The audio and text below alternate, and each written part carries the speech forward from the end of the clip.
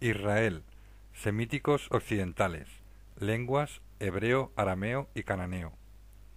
¿Dónde se ubica? En Israel y Palestina, desde la región de Dan, río Jordán y Mar Muerto. Las fuentes, en cuanto a las fuentes, la primera mención del pueblo de Israel es en la estela de Menfis de Amenofis II de la dinastía 18, nombrados como prisioneros apiru o hebreos, y también en la estela de Belisán narra la revuelta de los apiru contra Seti I en su campaña asiática. Comprende la cronología desde el segundo y primer milenio. ¿Cómo sucedieron los hechos? Según arqueólogos alemanes, Israel se formó en territorio cananeo hacia el siglo XII, al unirse 12 tribus, asociadas en torno a un santuario al modo de liga griega como en Delfos, formando la llamada Anfictionia. Los santuarios fueron Siquem, Betel y Silo, siendo los patriarcas los jefes de las tribus autóctonas.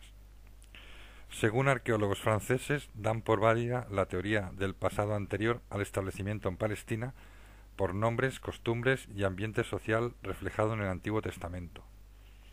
Según arqueólogos americanos, sitúan el éxodo y la conquista de Palestina en el siglo XII, pero difieren en torno a la época patriarcal, época de el Amarna en el siglo XV o bien primera mitad del segundo milenio. ¿Por qué de los hechos?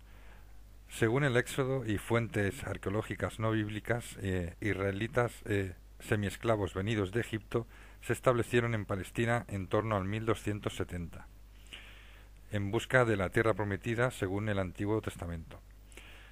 Se constituyen en 12 tribus sin Estado, ni gobierno, ni administración, aunque cada una de ellas gozaba de independencia y falta de organización característica de los pueblos nómadas. La autoridad en materia jurídica la ejercían los ancianos y en época de guerra se reunían a los hombres capaces de portar armas. ¿Qué pasó? La época de los jueces abarca desde la muerte de José al nacimiento de Samuel, momento en el cual ya no eran nómadas, pero mantenían el carácter tribal y patriarcal. En acontecimientos graves, surgían hombres designados con el nombre de jueces, siendo jefes a los que les descendía el Espíritu Santo. Los israelitas pudieron mantener su cohesión no por su organización política, sino por el factor religioso. La suprema autoridad de las tribus estaba en manos de los jefes y un órgano central llamado el Consejo de Ancianos. Al sedentarizarse y asimilar la cultura cananea, la autoridad tribal se debilitó y se impuso el principio de lazos de sangre. La monarquía israelita. Los filisteos invadieron el país formando parte de la segunda oleada de pueblos del mar, que según la tradición israelita procedían de Grecia. Y tras ser rechazados por Egipto, formaron la Federación Filistea. Penetraron poco a poco en territorio ocupado por los israelitas hasta que en el 1050 los israelitas fueron derrotados en Afec y su arca de la alianza, traída desde Silos para mantener la moral de los israelitas, cayó en manos filisteas y el santuario fue destruido. A partir de entonces los israelitas se ven obligados a coordinarse y nombrar un rey capaz de someter los territorios y defenderlos. Su primer rey fue Saúl, desde el 1030 al 1010, y que según el libro de Samuel presenta dos tradiciones opuestas sobre la instauración de la monarquía. Una, según indica que Yahvé elige a Saúl como jefe o Nagit, o la que indica que el pueblo pide a Saúl que nombre un rey, y éste se aprovecha de la situación. La monarquía resultó ser una fuente de tensiones y contradicciones, una conforme a la tradición, representada y mantenida por los jueces, y otra impuesta por la lucha contra los filisteos. Saúl usurpó las funciones sacerdotales y por ello Samuel le auguró un corto reinado y ungió a David popular por vencer con su onda al gigante Goliat, provocando la huida del ejército filisteo, y David tuvo que huir por el descontento de Saúl, poniéndose al servicio del enemigo, con lo que le fue conferida tierras en el Neguet de Judá.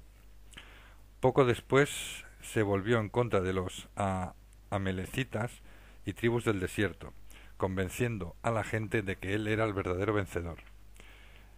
Ello sucedió cuando Saúl libraba una batalla en el monte Gelboé y fue derrotado, y al ver que sus 3 hijos murieron, se suicidó sobre su espada. Ocurrió en el 1010 a.C. Se proclama rey de Hebrón a David desde el 1010 al 970, apoyado por tropas mercenarias, cambiando por completo el procedimiento de doble elección utilizado por Saúl. En Israel fue proclamado rey Isbal, hijo de Samuel, pero fue asesinado en el 1012, con lo que las tribus crearon una alianza con Hebrón, estableciendo su ciudad en Jerusalén. Se anexionaron los estados cananeos, creándose una monarquía basada en 4 pilares. 1. La corte, guardia y el harén. 2. La cancillería, con archiveros, escribas y heraldos. 3. El ejército, con el comandante Joab, o jefe de mercenarios y jefe de reclutamiento. Y 4. El culto, dirigido por sacerdotes, Sadoc y Abiatar. Se creó la figura del encargado de prestaciones personales, con la función de crear un censo, posiblemente por motivos fiscales. Este tipo de centralización chocaba con las costumbres, dando lugar a 3 corrientes entre partidarios de Saúl, tradicionalistas y los que ambicionaban un nuevo régimen. Le sucedió Salomón desde el 970 al 931, hijo de David y Betsabé, mujer del hitita Urilla. La incursión egipcia hacia Gezer acabó con reconciliación y el matrimonio de Salomón con una princesa egipcia, señal de debilidad de la dinastía 21 de Egipto. Mantuvo la integridad del reino, reorganizando el ejército dotado de 1.400 carros cananeos y 12.000 jinetes, y creando fortificaciones en las principales vías de penetración, como Azor en Galilea, Megido en los pasos del Carmelo, Gezer, Bezorón y Baalá en los accesos a la costa. Comerció con Tiro y explotó las minas de Ezion Geber, importante centro industrial y mayor refinería del Próximo Oriente en el Sinaí. Realizó grandes construcciones con materiales y artesanos fenicios, entre ellos el Templo de Jerusalén y una recopilación de la historia de Israel. Los gastos de reconstrucción, mantenimiento del ejército y la corte, añadido a la multiplicación de la burguesía, la fastuosidad y la influencia extranjera, produjo un aumento de impuestos para cubrir el déficit, socavando con ello los cimientos de la sociedad agrícola pastoril y aumentando las diferencias entre ricos y pobres. A la muerte de Salomón en el año 931, su hijo Roboam fue proclamado rey por la asamblea, pero ante los problemas económicos subió los impuestos, y las tribus del norte se rebelaron y se separaron, dividiendo el país en 2. Reino de Judá, desde el 931 al 586, compuesto por las tribus de Judá y Benjamín, fieles a las tradiciones religiosas y al hijo de Salomón, formaron el reino de Judá con capital en Jerusalén. Las relaciones con Israel eran tirantes entre el 848 y el 841, hasta que Joram llevó a cabo la reunificación casándose con Atalía, hija de Acab y Jezabel de Israel. Atalía mantuvo un reino de tiranía entre el 841 y el 835, y fue asesinada, produciéndose el exterminio de la casa de David. Le sucedieron Joás desde el 835 al 796 y Amasías desde el 796 al 781, pasando el reino a ser tributario de Damasco y produciéndose la invasión israelita y el saqueo del templo, tiempos de la profecía de Isaías. Tras el reinado de Azarías, Jotán y Acaz, sucedió Ezequías desde el 716 al 687, el cual se alió con Egipto para intentar sacudirse el yugo asirio, pero Sennacherib le derrota y amenaza Jerusalén. Entre el 587 y el 586 se produce la conquista y destrucción de Jerusalén por Nabucodonosor II, llevándose cautivos a los judíos a Babilonia, comenzando así la diáspora del pueblo judío y el fin del reino de Judá.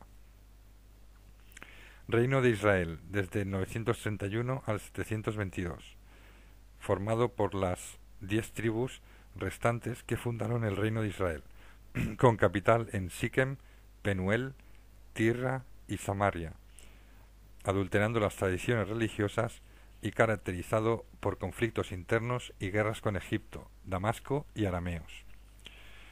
El candidato y caudillo del ejército Omri, desde el 885 al 874, fue proclamado rey, constituyendo a la ciudad de Samaria como capital política y religiosa. Le sucedió Acab entre el 874 y el 853, casado con la fenicia Jezabel, a la que se le oponía el profeta Elías por su culto fenicio, y su hija se casó con Joram, rey de Judá, dando lugar a la reunificación de los dos reinos. Le sucedió Jehú desde el 841 al 814, elegido por un enviado de Elías y llevado a cabo el exterminio de los Ómridas. Pasó a ser tributario de Asiria, produciéndose desórdenes en momentos en los que los profetas Oseas y Amón predicaban la destrucción de Israel. En el 722, Sargón II destruye Samaria e inicia la deportación de israelitas, convirtiendo a Israel en provincia asiria, hasta que en el 539, tras la conquista del imperio neobabilónico por Ciro II, Palestina pasó a formar parte del imperio persa. Política y administración. Se organizaba administrativamente y políticamente alrededor de la monarquía, con acceso al trono renovado, la alianza davínica para Judá, con una gran ceremonia. El monarca no era divinizado, pero obtenía un estrecho vínculo con Yahvé o adopción espiritual, que le convertía en un hombre distinto a los demás, siendo a la vez juez ungido. No existía el derecho a la primogenitura. Tras la monarquía, por debajo de la monarquía, me quería referir, existían los altos funcionarios, que eran los que asistían al rey, siendo jefes del ejército, de impuestos, de prefectos, comandantes de la guardia, 3 sacerdotes y 3 altos funcionarios. La administración se dividía en 12 prefecturas y regiones administrativas, cada una bajo el gobierno de un prefecto o nishap, las cuales se encargaban de suministrar alimentos y animales a la casa real. A nivel local también funcionaban los consejos de ancianos. Sociedad. La sedentarización trajo consigo cambios, ya que la noción de las tribus tendió a desaparecer en beneficio de los clanes establecidos en aldeas. Se formaron castas de altos dignatarios reales, separándose de los intereses municipales, debido a las necesidades administrativas de la monarquía. Las clases sociales se dividían en hombres libres, jefes de familia poderosos o funcionarios reales, civiles o religiosos, los ancianos o zegerim, los jefes o sarim, los notables o nevidim, y también la población libre sin distinción de clases, llamados am-jeres o pueblo del país, y los gerim, hombres libres de clase inferior sin posesiones ni tierras, siendo agrícolas asalariados. Existían asociaciones profesionales en las que se agrupaban artesanos y el comercio fue una vocación tardía, ya que durante la monarquía estaba monopolizado por el Estado. Los esclavos formaban un grupo reducido de varias procedencias. Derecho y justicia. La ley israelita era esencialmente religiosa y su poder legislativo era y es la divinidad, siendo el rey el juez supremo al que se le podía apelar. Existían dos formas: de formación casuística, siendo un legado del derecho cananeo, y de formación apodíptica, de formulación imperativa propia del derecho religioso israelí.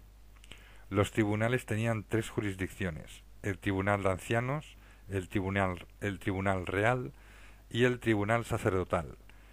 El régimen de propiedad era familiar y el patrimonio no debía salir de la familia. Sin heredero varón pasaban las hijas, que debían casarse con miembros de la tribu o, en último caso, con familias colaterales. Cultura y religión. El yavismo de Moisés era una monolatria, ya que no excluía al resto de dioses.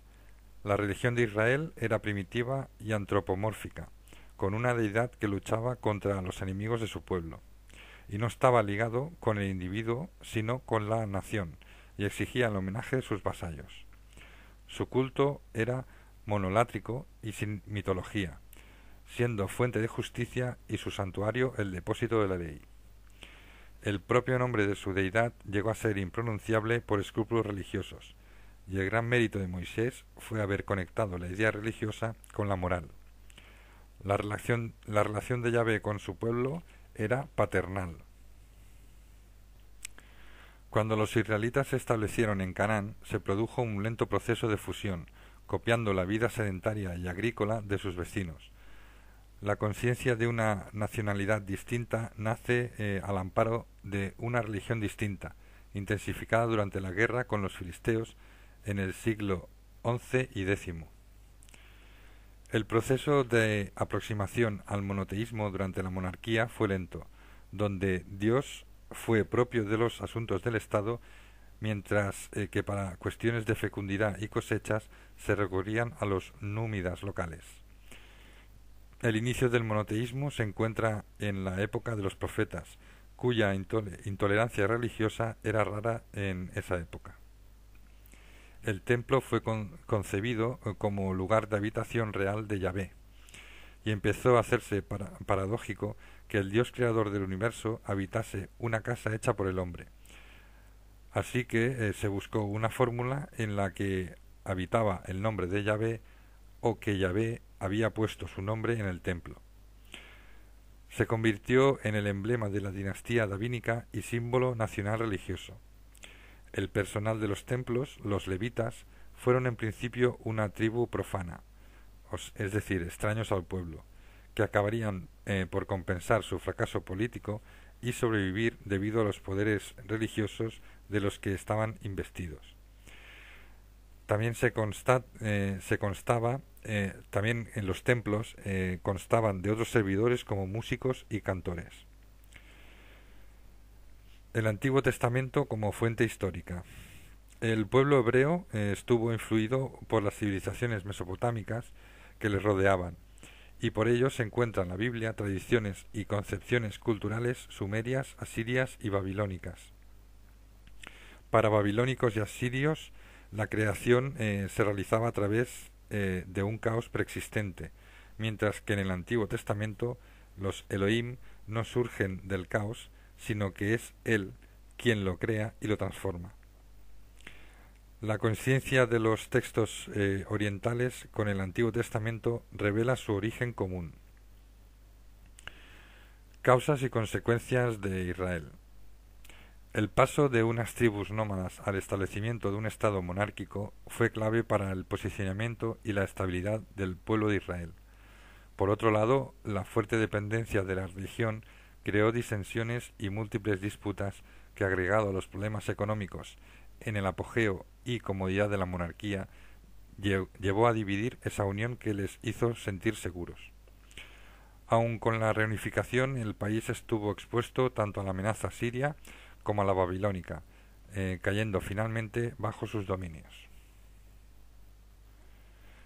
El reino de Lidia, ¿dónde se ubica? En la región sureste de Anatolia, en Asia Menor. ¿Cuándo? Del 704 al 546. ¿Cómo ocurrió? Formada por fértiles valles y montañas, se encuentran ricas ciudades fundadas por la primera colonización griega, siendo metrópolis de donde partieron la segunda colonización griega. Estuvo entre dos culturas, la griega y oriental, siendo el camino natural por donde discurrieron ideas, comercio y riquezas. ¿Por qué sucedió? La población estaba constituida por un fondo asiático autóctono, sobre el que se asientan elementos indoeuropeos. Su nombre antiguo era Meonia hasta el siglo VII, que pasó a llamarse Lidia, con capital en Sardes, epónimo de los sardanos, uno de los pueblos del mar. La invasión de los cimeros entre el 750 y 700 devastó la región y las vecinas Frigia, Capadocia, Cilicia, el Ponto y hasta Siria. ¿Qué pasó? El rey de Meonia, Candaules, entre el 704 y 687, pidió ayuda a sus vasallos y entre ellos Giges, que le usurpó el poder. Giges, desde el 687 al 652, se casó con la viuda de su predecesor y se apoyó para gobernar con los lidios, que darán nombre al país. Fue el prototipo de tirano para los griegos, aunque desarrolló el comercio y la moneda. Otra invasión de los cimeros en el 676 destruyó el reino de Midas en Frigia, lo que hizo a Giges pedir ayuda a Asurbanipal de Asiria, ofreciéndole tributos. En el 653, tras rechazar a los cimerios con ayuda de Asiria, se emancipó de los asirios ofreciendo ayuda al faraón Epsamético, provocando que Asiria lo asesinara en el 652. Le sucedió Ardis desde el 652 al 615, bajo soberanía asiria, con cuya ayuda volvió a expulsar otra invasión de los cimeros. Reconstruyó el reino y emprendió campañas para conquistar ciudades del litoral egeo. La caída de Nínive y Harrán entre el 612 y 610 proporcionó al país su liberación e independencia del dominio asirio. Le sucedió Alyates en el 610 hasta el 561, que reforzó la armada contratando mercenarios griegos y extendió su reino hasta Halis, siendo combatido por Media entre el 591 y el 585.